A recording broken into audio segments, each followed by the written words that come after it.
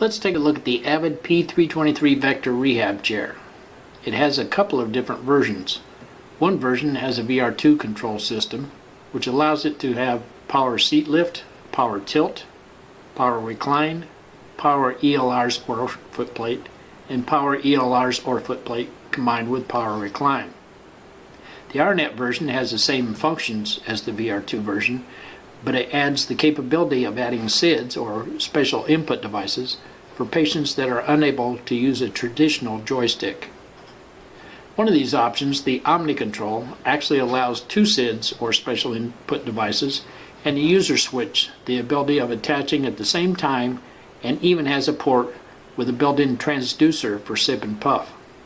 The SIDs include special joysticks, switches, head array controls, sip and puff apparatus, and single switch scanners.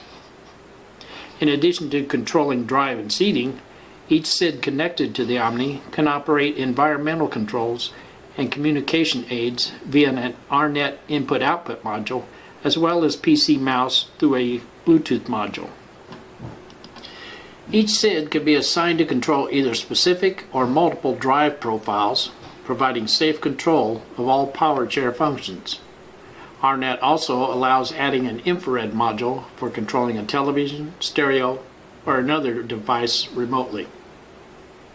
Both versions, the VR2 and RNet versions, use the same power base and the same physical seating system. They look different here because the VR2 version has the seat cushions removed for demonstration purposes. Both versions are capable of being outfitted with an attendant control. This allows a caretaker or family member to walk behind and control the chair. When activated, the attendant control overrides the joystick control. Notice the appearance of the VR2 version hand controls. You can see that it has the standard VR2 joystick with the actuator buttons on it. In addition to the joystick, there is a meter control box directly below it. The meter control box controls the ISM or the intelligent seating module. It takes the single actuator output of the VR2 and directs it to the actuator or actuators that you have selected. It is a rather simple and cost-effective way of doing it.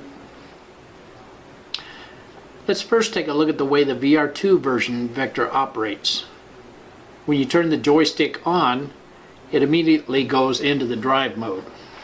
Operation of the unit is the same as any other chair as far as the drive goes. If you want to adjust the seat actuators, press either the actuator buttons.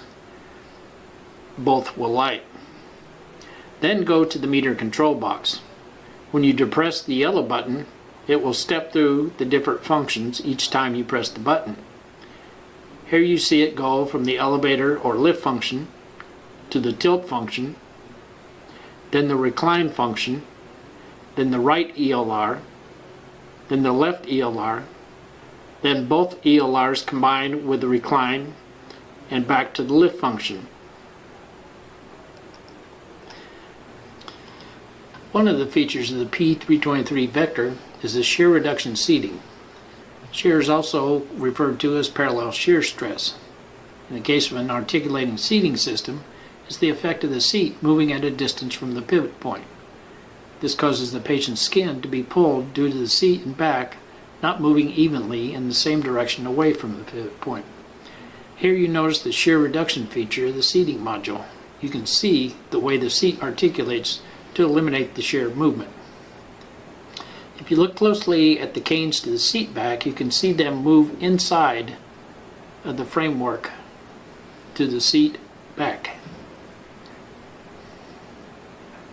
This is what causes the movement of the seat to reduce the shear. Let's take a look at the RNet control. You'll notice that when you turn the RNet joystick on, it will come up in whatever mode it was last in. If it was in the drive mode, when it's shut off, that's what it will come up in. Selection of the seating option is a little different than the VR2 function. Select the seating mode by pressing the mode button. Once the seating mode is selected, movement of the joystick to one side selects the next seating option. Here you can see by pushing the joystick to the right, it goes to the tilt function, to the recline function, footplate function, then recline and footplate, and back to tilt. You'll notice moving the joystick in the opposite direction goes back to the function you just came from. This makes it easy if you pass a desired function to return to it without having to pass all the other functions to get to it.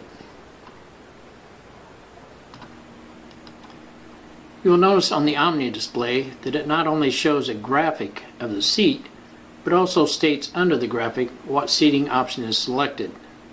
The Omni display is useful in this aspect for patients that have difficulty seeing the smaller joystick display.